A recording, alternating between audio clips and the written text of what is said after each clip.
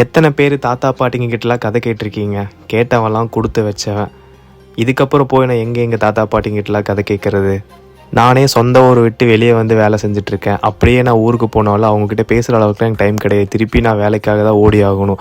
அந்த மாதிரி சுச்சுவேஷனில் இருக்கவங்கெல்லாம் கவலையே படாதீங்க. இதை ரீக்ரியேட் பண்ணுறதுக்காக தான் நான் ஒரு ஐடியா கொண்டு வந்திருக்கேன். என்னென்னா, ஒரு புளிய மரத்தின் கதை அப்படிங்கிற இந்த புக்கு நீங்கள் படிக்கும்போது உங்களுக்கு யாரோ ஒருத்தர் உங்கள் முன்னாடியே உட்காந்து உங்களுக்கு லைவாக கதை சொல்லிட்டுருக்க மாதிரியே உங்களுக்கு ஒரு ஃபீல் கொடுக்கும். இந்த கதையில் என்னென்னா, ஒரு புளிய மரத்தை பேஸ் பண்ணி தான் இந்த கதை ஃபுல்லாகவே நடக்கும்.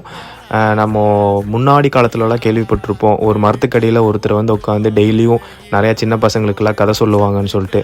அந்த மாதிரி தான் இந்த கதையில் ஒரு கேரக்டர் இருக்காங்க, தாமோதர ஆசான் அப்படிங்கிற ஒரு கேரக்டர். அவர் வந்து டெய்லியும் இந்த புளிய மரத்துலேருந்து இதுக்கு முன்னாடி என்னென்னலாம் இந்த நடந்திருக்கு, இந்த புளிய மரத்துலேருந்து என்னென்ன சம்பவங்கள்லாம் நடந்திருக்குன்னு நிறையா பேர்த்துக்கு கதை சொல்கிறது தான் இவரோட வேலையே. இவர் சொல்ல நமக்கே இவர் கதை சொல்கிற மாதிரி ஒரு ஃபீல் கொடுக்கும்.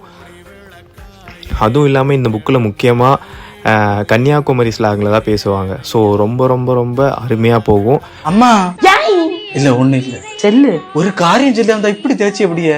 நானே புட்டுக்குட்டிக்க சில்ல காணையிலன்னு தேடி இருக்கேன். ஒரு அர்ஜென்ட் காரியம் சொல்ல வந்தா அவளுக்கு புட்டுக்குட்டிய சில்ல காணலையா? அந்த ஸ்லாங் புரியலனாலும் கடைசியாக நீங்கள் இந்த புக்கில் கடைசியில் வந்து இந்த வார்த்தைக்கு இதுதான் அர்த்தம்னு சொல்லியும் புக்லேயே மென்ஷன் பண்ணியிருப்பாங்க.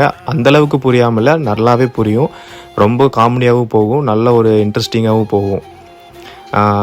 அதே மாதிரி நம்ம ஊரில் ஒவ்வொரு மரத்தையும் வெட்டுறதுக்கு முன்னாடி இந்த மரத்துக்கு பின்னாடி இவ்வளோ பெரிய கதைகள் இருக்கா அப்படின்னு சொல்லி இந்த புக்கு வந்து நமக்கு சொல்லும். ஒரு மரத்தை நம்ம அசால்ட்டாக வெட்டிடுவோம், ஆனால் அந்த மரத்துக்கு பின்னாடி எவ்வளோ பேர் நிழல் காஞ்சிருப்பாங்க, இந்த மரத்தில் என்னென்ன விஷயங்கள் நடந்திருக்கும் அப்படின்னு சொல்லிட்டு யாருக்குமே தெரியாது. பிளைண்டாக வெட்டிட்டு போயிடுவாங்க. ஆனால் ஒவ்வொரு மரத்தையும் வெட்டுறதுக்கு முன்னாடி இதை யோசிங்க அப்படிங்கிற மாதிரி இந்த புக்கு நமக்கு ஒரு எடுத்துக்காட்டாக காமிக்கும். இதுக்கப்புறம் நமக்கு யாரும் கதை சொல்கிறதுக்கு ஆள் இல்லைன்னு நினைக்காதீங்க. இந்த புக்கை படிக்கும்போது உங்களுக்கு ஒருத்தர் கதை சொல்லுவார்.